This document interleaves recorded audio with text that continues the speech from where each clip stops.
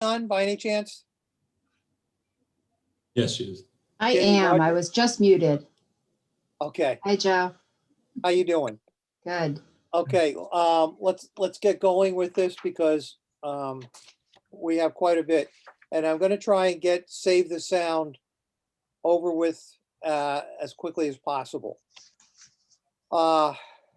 Any, let's start over. Tom, do you have all the attendance? Yes, we're all set. Just want to let the attendees know that we're welcoming Telesco Services tonight from this point forward to do the meetings. I'll hook up with them as far as the roll call and the attendance, so they have everyone. Okay, I'm here. I've got it. Okay, thank you. And I'm going to be turning off the video because they're working on the power lines down the street and I don't want to lose the call. Okay, thank you. thank you. Okay.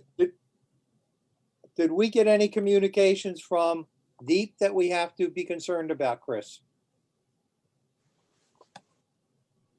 Chris, you're muted.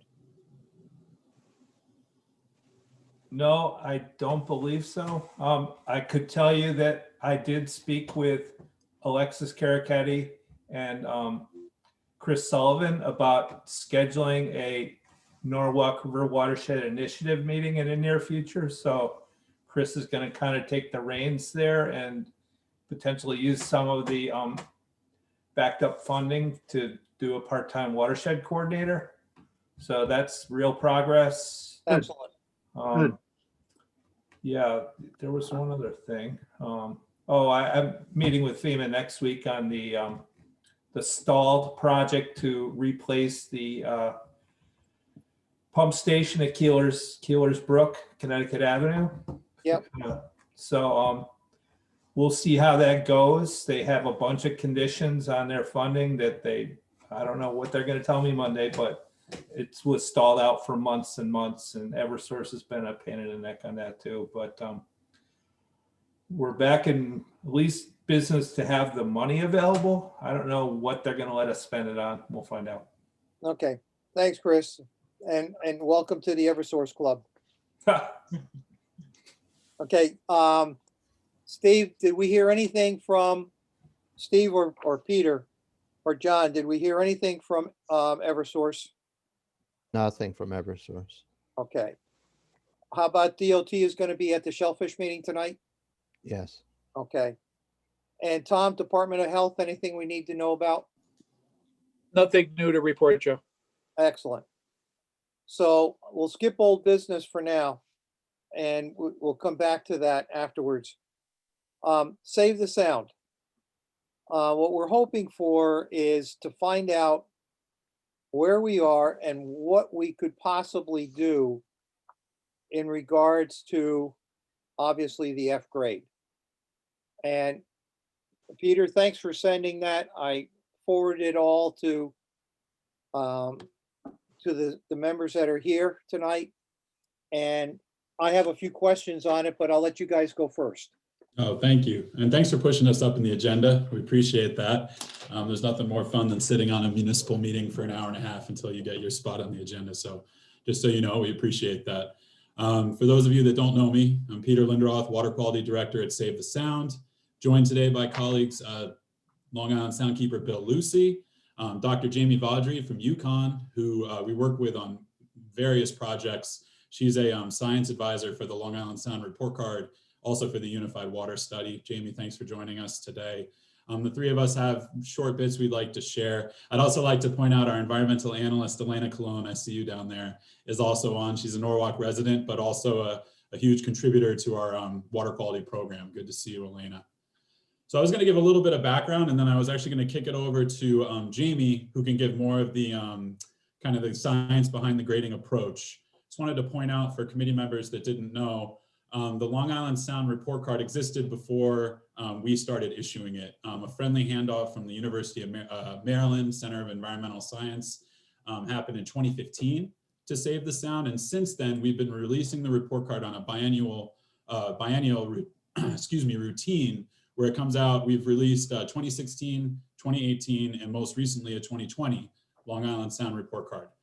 The grades in the report card are meant to reflect the ecological health of Long Island Sound, the open waters, and now the embayments through various indicators that Jamie can talk more about that were selected with stakeholders all across the Sound.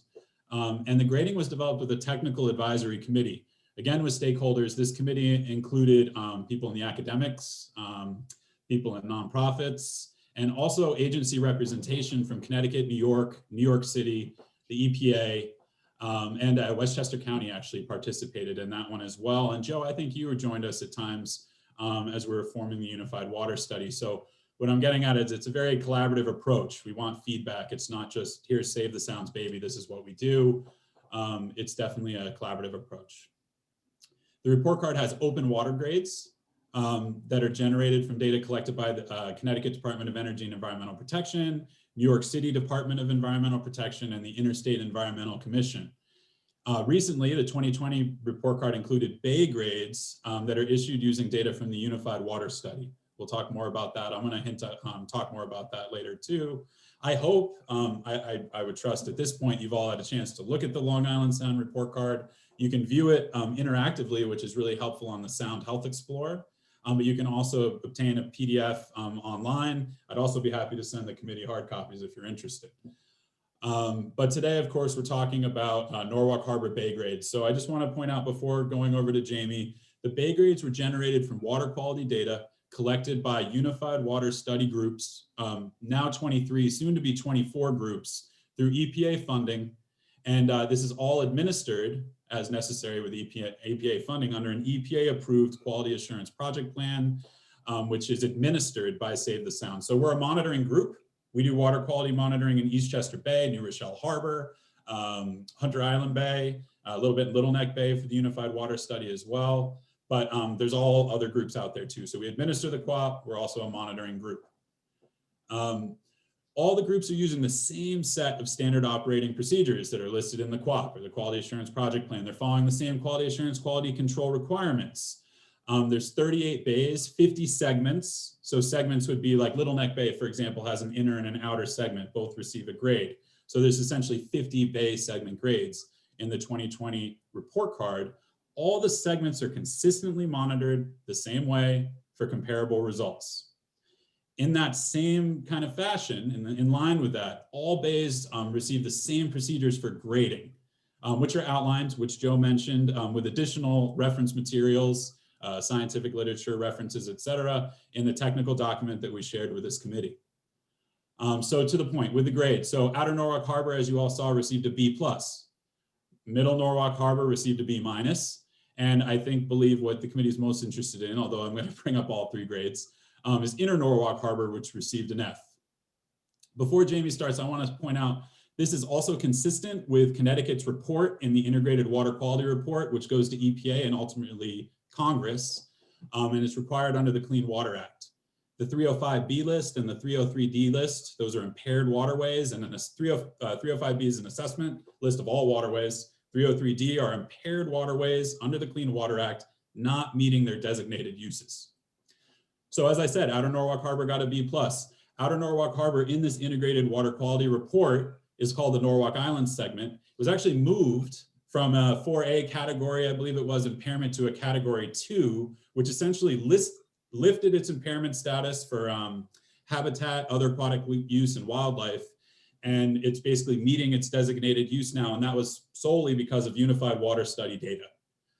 And on the inner part of the harbor, and you should look at the whole report, I'd really encourage people to. Chris, I'm sure, can share that with you. The 2020 Integrated Water Quality Report was just finalized in November. Inner Norwalk Harbor, which is called the Long Island Sound Western Basin Inner Norwalk Harbor, is impaired. It's on the category 5 impairment list. I'll get into what that means in a moment, but it's impaired for marine, fish, other aquatic life and wildlife. That's the designated use. And its causes are dissolved oxygen, lead, mercury, total nitrogen, and nutrients. And as I said, category 2, it means it's on this list still. It's kind of a waters of concern, but the actual impairment on the designated use has been lifted. Category 5 is essentially the worst category that a water body can be on this list. Remember, it's statewide. That means it's a polluted waterway that requires a water improvement project, be it a total maximum daily load, which is an instrument of the Clean Water Act for cleaning up that waterway, or some other approved project. I mentioned those two things in emails to this committee. I just wanted to verbalize them again, that the report card does line up pretty well with what's happening with state reports to Congress. And with that, I'm going to turn it over to Jamie, unless there's questions on that. Jamie is going to go over some of the science behind the grading methodology. So seeing no questions, I'll continue on. As Peter mentioned, I'm the science advisor for the Unified Water Study. I've also been involved with the Long Island Sound report card from the moment of conceivement. I worked with the Maryland group on the earlier report card, and then I was kind of transferred over to Save the Sound along with the report card as the science advisor. And it's something I've been interested in and have been doing research closely related to these topics for many years now. So I could literally talk for about 2 hours on the science that goes into this. I'm gonna just give a few brief overviews, and then I'll let your questions guide what you want me to talk about. So the report card is grounded in a huge amount of assessments that are done around the nation. So when we were developing the reporting for both Long Island Sound and for the embayments, we took a look at what other assessments were being conducted around the United States and also around the world, and compared those assessments to what we understood as the ecology and processes within Long Island Sound. That was done by myself and my fellow science advisor, Jason Krumholtz, but also under the guidance of a technical advisory committee. And in our report on the Unified Water Study, it lists all the folks that were involved with that. So we had a lot of folks poking at us and asking questions and making us rethink things. And that was a big part of the process. It was over a year-long process to do that. What we settled on is actually very similar to what we see in report cards in shallow waters throughout the United States and in other countries that also do these kind of assessments. For our systems, we settled on water quality indicators. So we felt it was important to distinguish between ecological health and human health. And for that reason, things like bacteria are not included in the Long Island Sound Bay report cards or the Long Island Sound report card. And that was something that we considered with our TAC and was a general consensus that we wanted to speak to ecological health and how these systems are supportive of native plant, algae, seaweed, and animal species that we would expect to find in these areas in Connecticut. So we settled on 5 indicators. We have chlorophyll A, which is a measure of the amount of microscopic plant-like organisms that are in the water. When you have a lot of these organisms, it's usually indicative of a water quality problem. We also looked at water clarity. Water clarity can be related to both the phytoplankton, that microscopic plants that are in the water, and also sediment that is delivered through stormwater systems or through rivers, and again, can indicate problems in a system if we have really high turbidity in systems where we don't expect to have high turbidity. So in most of our bays of Long Island Sound, we really expect the turbidity to be quite low, relatively speaking. One big exception to that is the Housatonic River, which has a naturally higher turbidity than other places. Embayments will have higher turbidity than the main stem of Long Island Sound because they are shallow and they are mixed by the wind. So I'm sure that we've all been out on the water, and after a storm, that water has a brownish tint to it from all of the turbidity in it. So this is just one example of how we adjusted our grading score for these shallow waters. So this was something that we know about.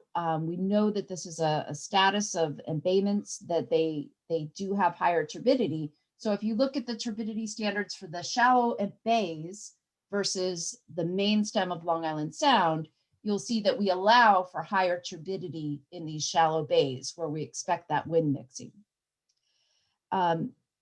We have two dissolved oxygen indicators. One is hypoxia, and most people are familiar with the concept that low oxygen is bad for aquatic life in our shallow waters. And that hypoxia indicator reflects that and is consistent with standards for hypoxia in Long Island Sound. But what's new for our bays relative to the main stem of Long Island Sound was the inclusion of saturation, or percent saturation. And this is really a measure of how far away from 100% saturation the water is. We brought this in as an indicator after observing some very shallow systems full of seaweed. So like 3 feet thick on the bottom. And I'm specifically referring to Little Narragansett Bay at the mouth of the Pawcatuck River, which is on the Connecticut and Rhode Island border. We'll see oxygen in that system. 100% saturation would be perfect. That's in equilibrium with the air. That's kind of a normal saturation level for oxygen. In that shallow system with the 3 feet of algae on the bottom, the 3 feet of seaweed on the bottom, we'd see saturation up around 200%, 300%. In the summer, it would get so saturated that you could go and watch the bubbles come out of the seaweed that's on the bottom. There's just the water is so full of oxygen that it can't hold anymore and it's bubbling out.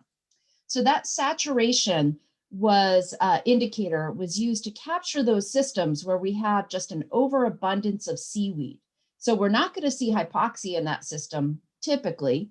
The water clarity is going to be great. The phytoplankton, that chlorophyll A indicator is going to be really low because the seaweed is sucking up all of the nutrients and not really allowing anything else to grow. So that saturation starts to get at conditions like that. We also see saturation coming into play for our really impaired systems where there's no seaweed at all. And in that case, we never even get close to 100% saturation. The final category, the final indicator that we had was macrophytes. And macrophytes are one where we are looking for a problem. So all of those other 4 indicators, we are characterizing the system. We are doing a pretty good job of getting the average value for that segment. With macrophytes, we send our monitoring folks out to look for problems.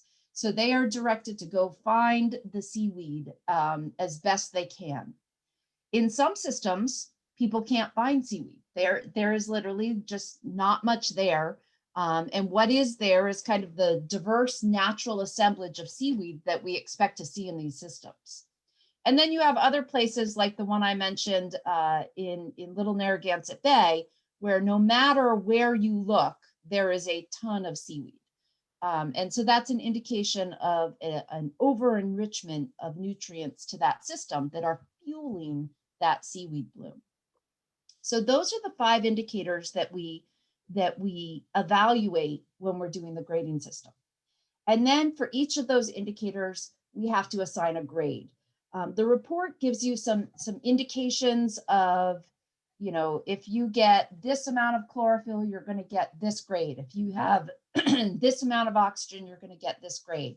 And so the relationships are included in the report. But again, this is one of those steps where we looked at what other organizations and other places in our local region considered as thresholds and use those to guide what we considered representative of a fully functioning, healthy ecosystem versus one that was experiencing water quality issues. So all of those go into making up the grades, and each of those indicators are weighted equally. So that was another thing that came under discussion with our technical advisory committee was in order to calculate the grade, we score each of those 5 indicators, and then we sum up the 5 indicators to get our total grade for the system. So I think I'll stop there and see if there are any questions. Yeah, I have a few. Sure. When the report came out, it was a report for 2020, but the data was from 2019. So when the newspapers called up and started to get on us, what are you doing about the harbor? You know, how can this possibly happen? It looked good this past summer. And I said, well, it was good this summer and it was good the previous summer. And if you read the whole thing, the data was from 2019. So I think a more valid title would have been more appropriate for a better understanding by the public. You, in the information you provide, people, I don't know who did the research on it, but a gentleman by the name of Nixon, who's at the University of Rhode Island, provided a lot of the background. And one of the things he said is dissolved oxygen is not hypoxic normally in an estuary. Dick, are you there? I'm here. Okay, would you agree with that statement? Hit me with it again, Joe. That an estuary is not under normal conditions hypoxic? Not under normal conditions. Yeah, and that part of the harbor, as soon as the water temperature starts getting above 70 degrees, you can expect hypoxia. You So don't need I any- agree that in our urbanized estuary of Long Island Sound, most of our embayments will experience hypoxia, especially if you go out there at dawn, which is out when we're measuring them. What Scott Nixon was saying and what research that Johan Verkamp has done on Long Island Sound shows that if you go back in time, and I'm not talking about the 1970s here, I'm talking about, the 1930s, that hypoxia is not a normal occurrence in these systems. So if you could remove humans from the watershed and, or at least reduce humans in the watershed, then you're not going to see hypoxia in these systems. So the point is not that we won't see hypoxia, but that hypoxia is not a natural state in these systems. Here's where I have issue with that. We cannot find a definitive cause for the hypoxia other than temperature and invasion by menhaden. And when a school, and UConn has the data from the sonde that was in operation, I think, over 16 years, that recorded 24 hours a day when it was working. And not only at the aquarium, but also at UConn as part of the MySound probe. You could see when a school of menhaden went by and the entire oxygen level would plummet. Now, menhaden are normal and natural. So They are, but I'd also like to factor in the sediment in that system. The sediment oxygen demand in Norwalk Harbor, both in the inner and to some extent the middle harbor, puts a huge burden on the oxygen in the water column. So what's happening in that sediment is sucking the oxygen out in addition. correct. We do see, the jubilees where you'll get low oxygen events and fish come up to the surface and they're gaping for air. So fish are not designed to live in low oxygen environments. That's not their preferred habitats, although we can certainly find them there. Addressing the sediment oxygen demand in the inner Norwalk Harbor, the sediment that's up in that area and the blackness of it, the highly reduced nature of it, would probably go a long way towards relaxing the hypoxia or improving the hypoxia.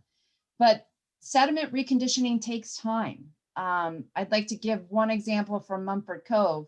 Mumford Cove, which is just over here by me in Groton, the Avery Point campus, had a wastewater treatment facility. It's a tiny cove, like it's probably less than the size of Inner Norwalk Harbor.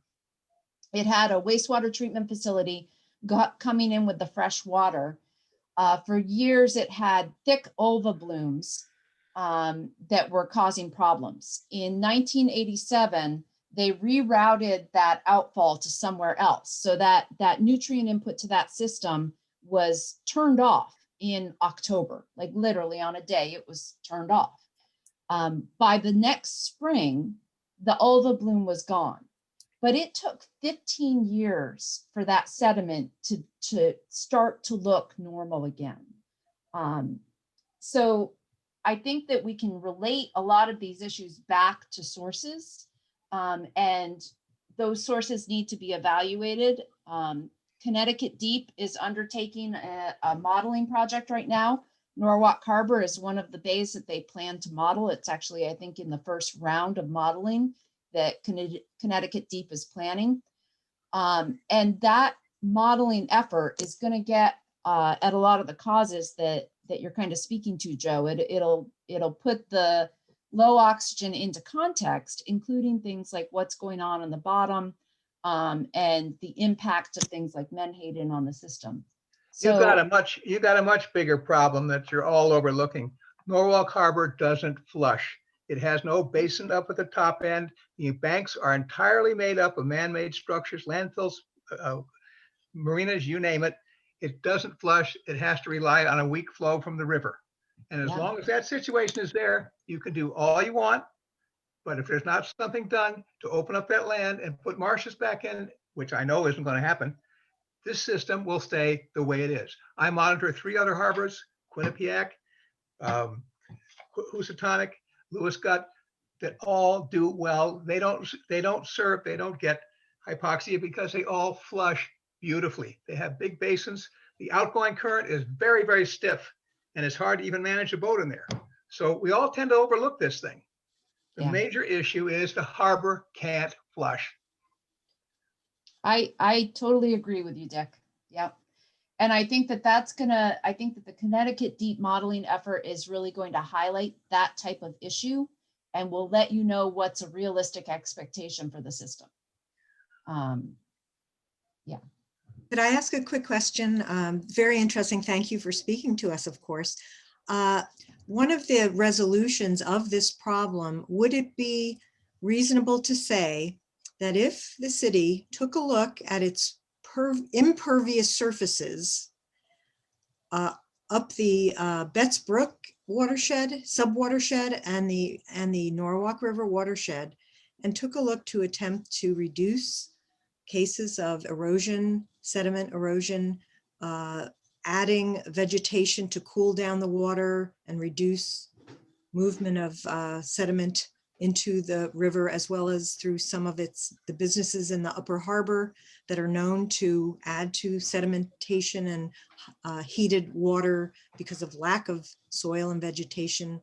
Would that help in creating, even with the poor flushing mechanism that Dick Harris just mentioned, could that and would that elevate the quality of this and help begin to resolve the problems that we're talking about? You want me to address that, Jamie? Sure. Go ahead, Bill. So I mean, I know the answer to that, and Right, I would love to hear it from you. so Clear has analyzed Connecticut and looking at impervious cover, and that's directly related to the MS4 permit that everyone's probably familiar with. And just around the 200-meter buffer around the embayment, it's 74% developed. Now, that doesn't mean that it's all impervious, but anyone who's taken a boat up there you can see exactly what Dick's describing. He's absolutely correct.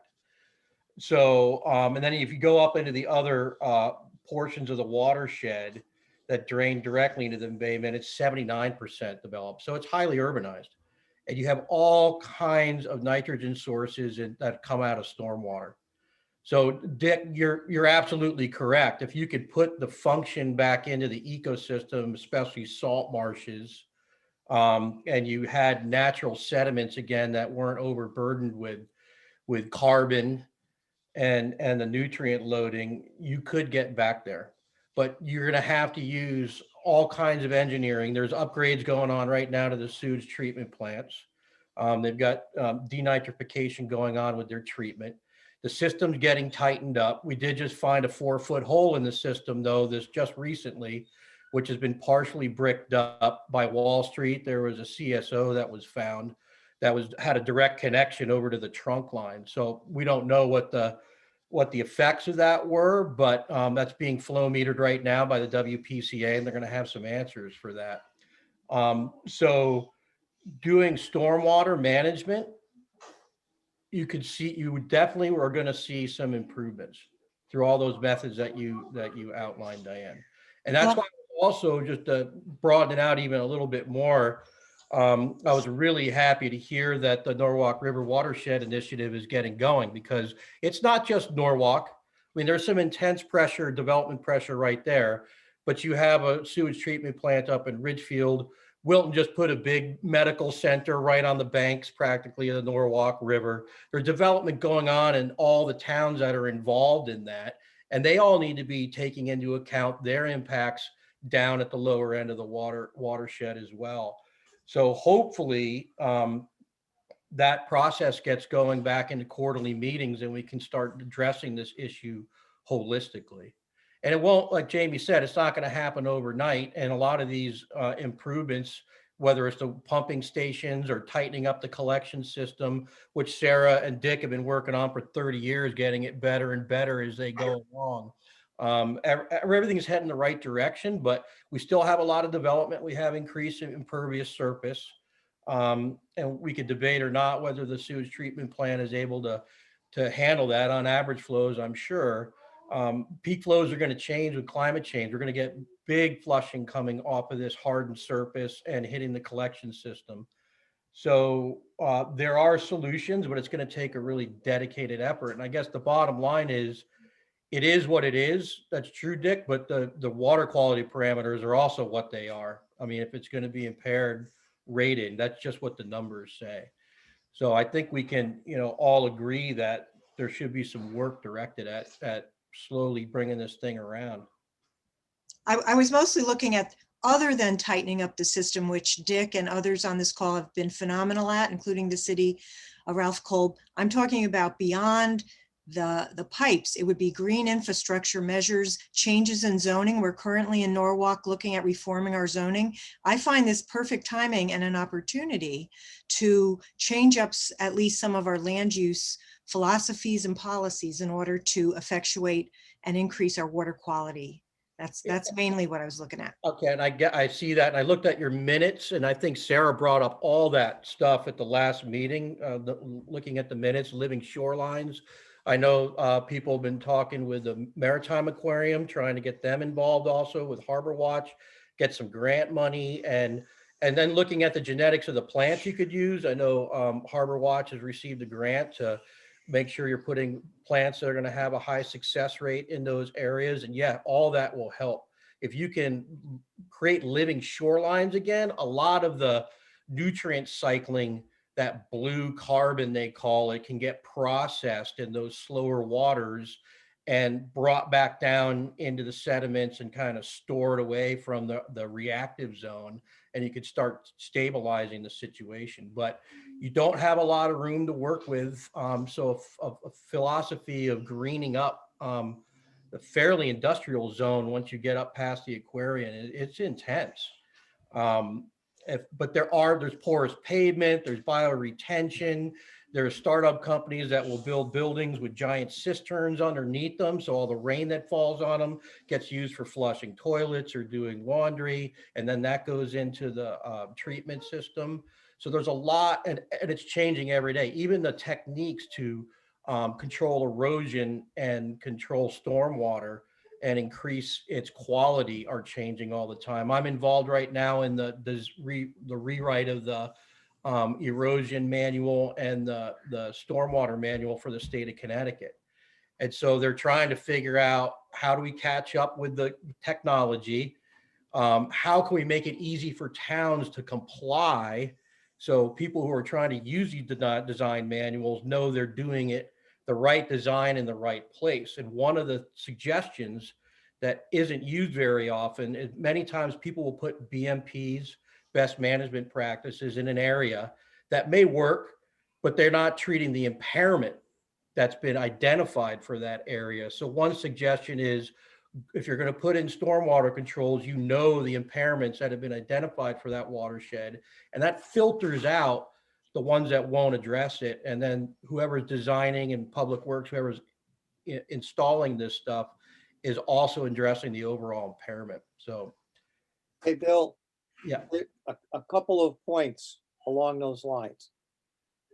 We have a navigable harbor, and that restricts us to the fact that we have to dredge the harbor. No choice in it. That immediately gets rid of many of the macrophytes that could be in the harbor. So we're being punished for doing what the law requires us to do. The other factor there is the bottom is often raked by shell fishermen, even in the harbor itself, because there are shellfish beds in the harbor, and they can be taken out to transplant, or they can be used just to provide a nursery. When the tide goes out, the spat can go out and look for a happy place to live. So those two factors have an impact on what anybody sees in the harbor. The other factor is the sampling. You're getting biweekly sampling. It would be nice somewhere if they could put in a 24-hour sampler, and either that or average it out over the course of a year. Tom, let's see, is Tom here? Tom, or John Crespo, rather? John's not here. Okay. No, he's John- here, Joe. Huh? He's waving at you. I think he's muted. Okay, John, can you I'm here. unmute yourself? Can you share your picture? Oh, the photo of the fish? Yes. Oh, yeah. Let me see.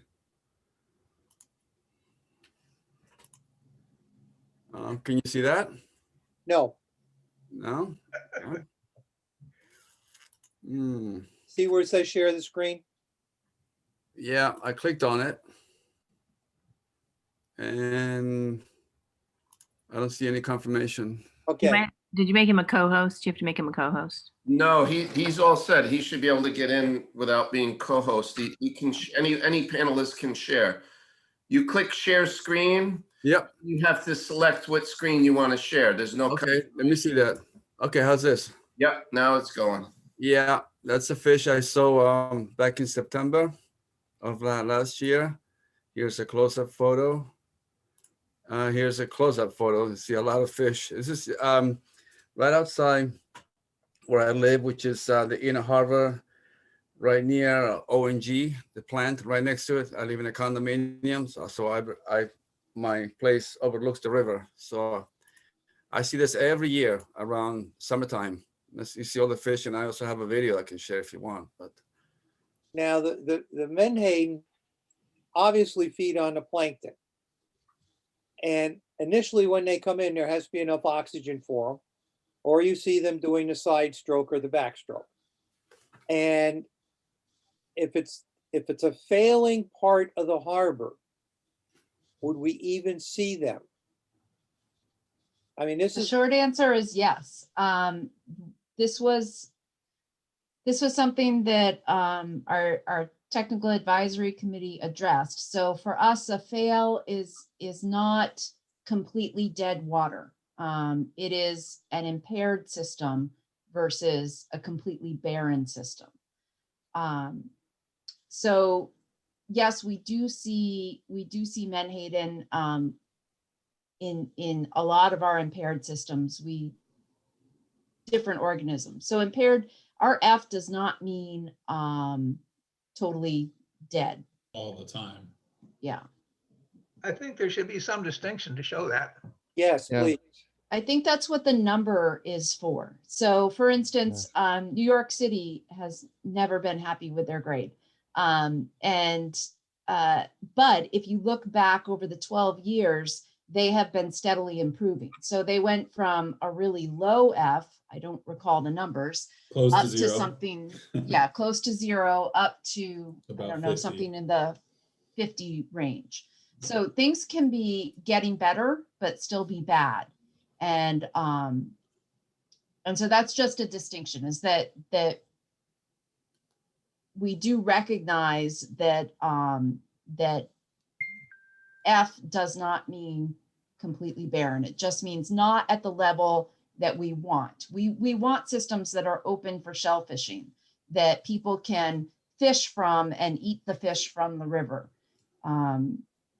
Those are kind of the endpoints that we're looking at.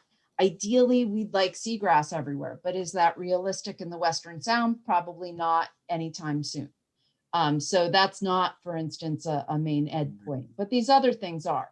Things like being open for shell fishing, open for fishing. Okay, Jamie and Peter and everybody else, when that information is sent out and Norwalk gets an F grade, could you simply explain it the way you just did? Because if it was elaborated on, people might understand better what you're trying to communicate. Because so many of the people that called said, the harbor's not dead, I'm looking out at it. And that does not make Save the Sound look good, because it's not an efficient communication of what you're trying to communicate. And on page, I was looking at another thing here, page 11, the reference to water clarity. Norm Bloom will disagree with you about that. And he's probably the producer of more oysters in Connecticut than anybody else. He hates it when the water is clear. That's their food. Yeah, Oh, yeah, I agree. And this was another point of contention. So our water clarity, we don't require super clear waters, especially in the embayments and even in the nearshore waters. And that was done in consideration. So we're not setting our water clarity to eelgrass. We're setting it to something between, so that something that is supportive of shellfish, because that is a big endpoint for not just folks in your area of the Sound, but the Eastern Sound aquaculture is a huge issue. So we do look for water clarity that is supportive of eelgrass and is not just a clear swimming pool. I'm looking to see what you guys got for water clarity. I think the inner harbor was bad. The middle harbor was okay. Oh, I'm looking at the wrong thing, actually. Nope, got it. you guys did great on water clarity throughout the board. Yeah.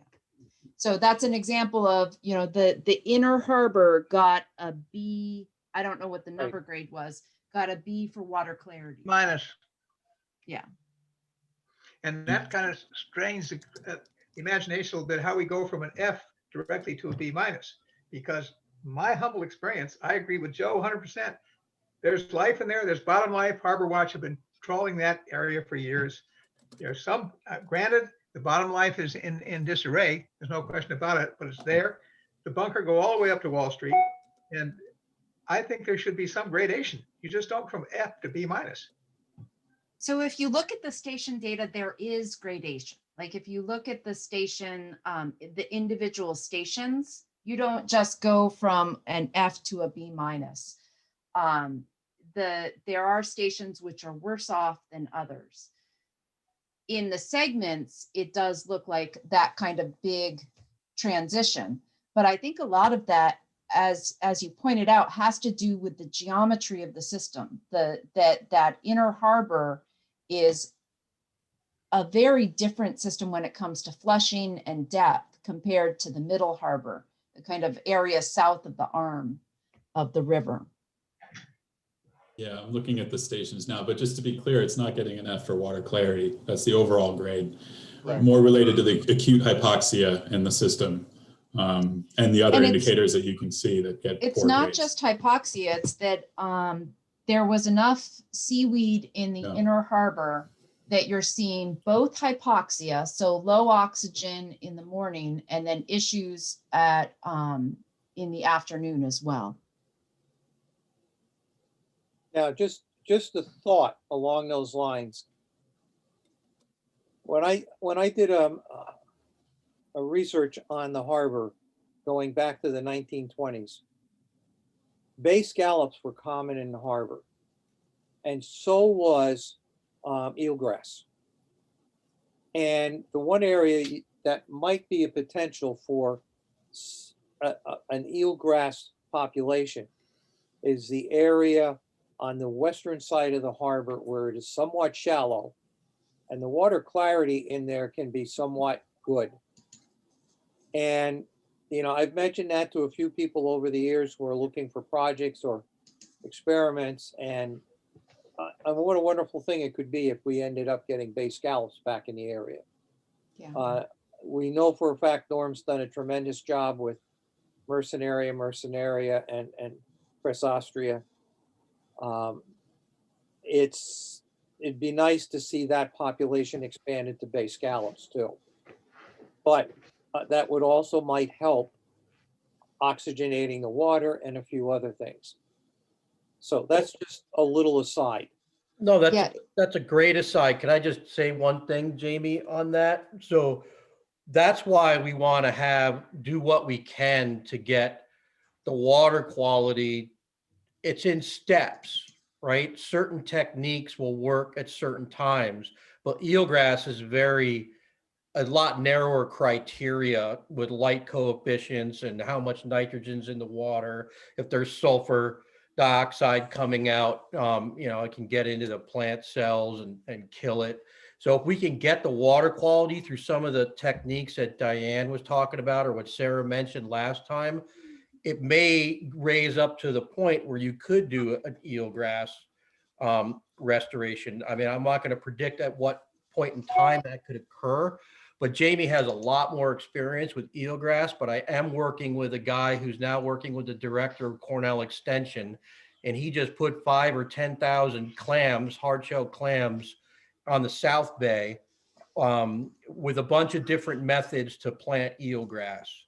And what he does is he glues eelgrass seeds to the backs of these clams, and he is inventing a machine that will spit them out in large quantities. And so what he wants to do is find some areas that this will work and blanket the area. I think it's 5,000 clams per acre at the density with 5 seeds per clam. But he's going to publish a paper with Cornell after this experiment, probably next year. And at that point, we'll have an idea of if it's a real, if it will work. But we still need to address the underlying water quality for a restoration project like that to work. I was just going to say that getting shellfish back into the harbor helps recondition that sediment. So if you have shellfish, it's also good for the sediment. Oh, we have a lot of shellfish. Yeah. And even the only time they have seemed to disappear is when we get major nor'easters, and then they get temporarily buried.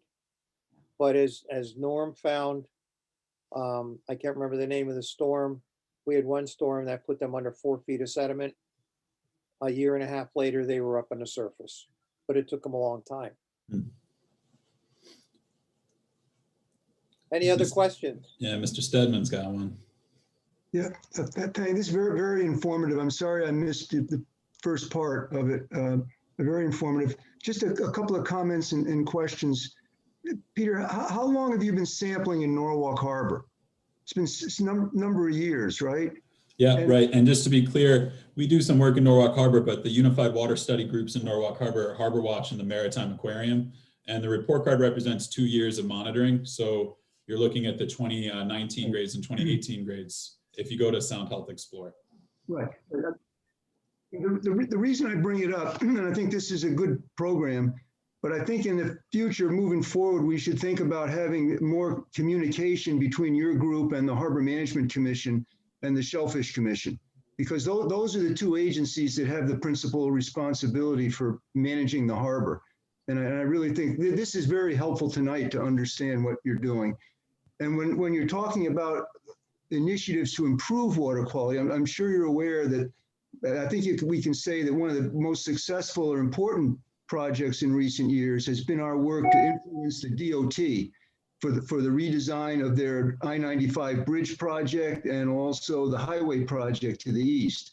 And that was a direct result of the Harbor and Shellfish Commission. Not that I'm trying to promote ourselves, but we're all in this together. You know, commissioning studies to show the impacts of highway pollutants and the impacts coming from the I-95 bridge. So as a result of that project, 85% of the bridge deck drainage is going to be captured before direct discharge into the harbor. And the same with the drainage from Strawberry Hill to the east going back into the harbor. So, you know, we look forward to having communications and cooperation with you. And two more things, and I'm sorry to talk fast. Well, let me just say that we also on that side, we look forward to collaborating with those groups. I mean, we issue this report card in full, you know, hoping to work with groups that maybe receive poor grades or embayments that do to help restore the water quality. So I just want to say we're completely open to that and we want to collaborate. We have a full ecological restoration team, which some of you probably know, run by Gwen McDonald. And we'd introduce them to the project and some others too to help out, maybe help with funding, maybe help with however we can to work with those commissions and others in Norwalk. So yeah, please, yes. Again, the two commissions there's a harbor management plan, and it supports the policies of the plan, support what you're doing with ongoing monitoring but anyway, the other thing is, Jamie mentioned a monitoring effort that's about to be undertaken by DEP. Who in DEP is the division doing? We haven't heard about that. So Kelly Strike is the project lead, and I would have to look up her division name. Maybe Chris knows it. It's Water Planning Management Division. Yeah. Okay. And it is a modeling effort to model the bays of Connecticut, eventually modeling all of them with the goal of better understanding the nutrient impacts on the water quality of those bays. It includes modeling land use in the watershed and getting nitrogen inputs to the system. That's happening throughout the Long Island Sound watershed. And then there are in-estuary models to look at what happens to the nutrients as they enter a place like Norwalk Harbor. And then there's a separate model being run by New York City, or being started by New York City, to model the ecology of Long Island Sound. And all three of these separate modeling efforts are going to be tied together eventually, so that they're talking to each other, and that modeling effort can be used to run scenarios. And as I mentioned, Norwalk Harbor and Mystic River are the first two on the slate of embayments to be modeled. Thank you. We would like to learn more about that. And then my last comment, I guess, for now is, and it's a little related to this. What's the status of the DEP's wastewater treatment plant permit renewal? Is that now being discussed, or do you know if anyone has requested an adjudicated hearing, or what? Have you heard any more about that since the public informational meeting? That I do not know. Yeah, so we are still involved in discussions with Norwalk right now. Did you file for an adjudicated hearing, a petition? We had the informational, we had the hearing. That was the informational hearing, right? And we are, the clock hasn't run out on what we're going to do at that point. But there's still some discussions, and I really shouldn't speak without the attorneys. But one thing that we learned during that is, what's the name of the contractor that they've hired? They've just hired a contractor to do essentially an SSES, the whole system analysis, which I think they're installing over 40 flow meters. So they're going to get a really good handle on where they're losing stuff with the hydraulic modeling. And that's typically what we require as a first step when we have issues with any sewage plant not meeting what we think are the water quality standards for the NIPD's permit. And just to give you an idea, in Westchester, we engaged with 11 municipalities or so, and we found tens of thousands of defects, tens of thousands. So, but those were found through the very step that the Norwalk WPCA is undertaking right now. So when you have forward motion, that's definitely taken into consideration as far as what actions Save the Sound will take. Okay, so there's still a possibility of an adjudicated hearing, and it seems like you're negotiating with the city to reach some understandings that would then, that you would either withdraw your request or that hearing wouldn't be necessary. Is that fair to Yeah, say? yeah, we haven't made a final decision on it. All right, thank you. And the one thing I will say, the fact that you guys fought so hard on the Yankee Doodle Bridge, you created a precedent for the entire state.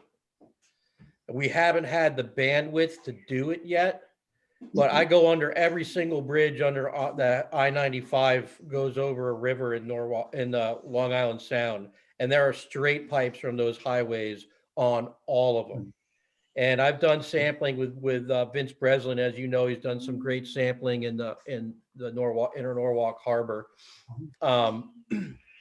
And it's amazing the amount of pollution that you find associated with those bridges. So when we have the capacity, Norwalk, your efforts are going to be the model, hopefully, for legislation that will require catchment from bridges across the entire state. So I just want to commend, that was a hard fought battle. I wasn't involved, but I heard about it, heard about the ins and outs of it. And so I just want to say, well done. Well, and I apologize, I'll stop right now, but do you have a copy of the report and the study that the Harbor Commission and the Shellfish Commission commissioned to do this? And part of our research, is that there are states that have prohibitions against any direct discharge from bridge decks into navigable waters. But anyway, thank you. I'll stop talking. Oh, I appreciate that, Jeff. And I use that heat map, that GIS map that shows the tidal effect above the bridge and the long pollution below. It's pretty hard to argue with those findings. So it's very effective in my outreach to legislators. Yeah, thank you. We look, that was the intent of part of the intent of what we were doing, that it would be a model. And I think the DOT can be commended for adjusting and changing their approach to that redesign. All right, I'll stop. Thank you. No, definitely. Yeah, I have to interject just for 1 second. And there's another area where Norwalk is a model, and that's illicit discharge detection and elimination. And I think, two people sitting here, Dick Harris and Sarah Crosby, deserve a lot of credit for that. I can say with confidence that there's nothing in Norwalk like there is in Larchmont, in Port Chester, and Mamaroneck, all those towns in Westchester. They have bad infrastructure. We've been after that. And the city, to their credit, has been very good at correcting those problems when Harbor Watch has located them. So, that's all I'm going to say. But that's a big problem that's been addressed and will continue to be addressed, because they're never going to find everything, but they just found another big one. So, you'll get them all in the end. You'll get them all by the end of this. Well, we are beyond our time limit. Peter, Jamie, Bill, Elena, and Sarah, thanks for joining us. If we can do this again at some point, it'd be a wonderful thing, especially if you have any irons in the fire you'd like to run by us. Doing it via Zoom is pretty easy for most people. I hate keeping Peter out past his bedtime with 7 Zooms, but I've been known to break it off on him before in the past, so I don't feel bad about doing it again. But thanks for joining us. And since we're past our point, Dick, Go. Can you give a quick synopsis of your results on the bridge? Yeah, on the railroad bridge, Yes, as you know, they had to run Oh, some I'm sorry. Jamie's going to leave. I'm sorry, Dick. I don't mean to interrupt. Jamie, thanks so much for joining us. I might listen into this part too, but I just wanted to say to Joe and everybody, thank you for having us to Thank you, talk. It was guys. good. And we'll definitely take you up on that offer and keep a nice open line of communication moving forward. It'll be good. Thank our you. pleasure. Thank you. I will be quick. I decided to shadow the operation to find out if they were creating any problems with heavy metals that are in the sediments. And basically, they they were one of the better outfits I've ever seen. They worked with barges that were lined with plastic to take the material out. They only worked on incoming tide.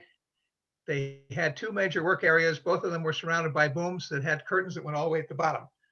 The results were, first of all, just let me give you a rough idea what was in the sediments, because I've got two cores that were done by Pace in the Midwest. Just to give you an idea, at the right across from the Maritime Center, the amount of aluminum in the water, 21,000 parts per million. Arsenic was 18.1, chromium 102, copper 359, lead 213, nickel 242.6, and zinc 499.0. So my thought was, in doing that ditch, if they dislodge any of that, it'll show in the water column. I did multiple copies in the water column: incoming tide, outgoing tide, 2 sites north of the bridge, 2 sites south of the bridge. And the result was they have a perfect score. They did not even dislodge the sediments, because we did turbidity. And just to give you an idea, this is a typical column. Aluminum, and this was also on the baseline, 0.012. Arsenic, no detection. Chromium, no detection. Copper, 0.0345. Lead, no detection. Nickel, no detection. And zinc, 0.0259. I got all that data. I've got to put it together in a report. And the nice part of it is, I had a kid with a drone down there, and he took aerial photos so we can prove everything we're talking about. Thank you. Hey, Dick, when you get that data, can you pass it on to Certainly. Steve and to Peter? Because that's critical for the Shellfish Commission. And we now have a baseline. So for the next round of construction. Okay, thank you. Because of the hour, I think Diane, are you still there? Yes, I am. Okay, what you were going to present to us, can you put it up in an email and get it out to this group? Yes, I'll do that. Okay, 'Cause because that- we're yeah. now cutting into almost Shellfish Commission time. Yeah, I just wanted to say, for less than 10 seconds, the operating budget and the capital budget making season are now, and there's still time to maybe influence to have more of the green infrastructure in the DPW budget for capital, and an operating budget has to do with grants and studies. So I'll email you all very soon. Thank you. Thank you. Can I follow up really quick, Joe, on the state level? Please. So we met with the co-chair of finance today, Audubon Nature Conservancy, for resiliency funding. And there are some options. There's some bonding money that's already appropriated. It wasn't all used for what it was intended, microgrids. We're trying to get some of that redirected. There is also the potential for a stormwater authority, which Norwalk already has the ability to do that. That's another way to generate funding. And the beauty of all this is that it'll be matching funds. And with the advent, very likely advent of finally getting a massive federal infrastructure bill to stimulate the economy, the towns that are shovel ready for some of this stuff are definitely going to be first in line. So I just wanted to throw that out there. Deep's doing a really good job of tracking this. So hopefully we can implement some of those ideas we were talking about, maybe even as soon as next year. Thanks for the interjection. Okay, Yeah. thank you. Do I hear a motion to adjourn? So do. Second? Second. Okay, and we'll go over the minutes from last meeting, next meeting. Thank Good you, night, Joe. Thank you for doing this meeting. Thanks, Thank you. Good everybody. night. Thanks. Good night. Stay safe. Stay Peter, safe.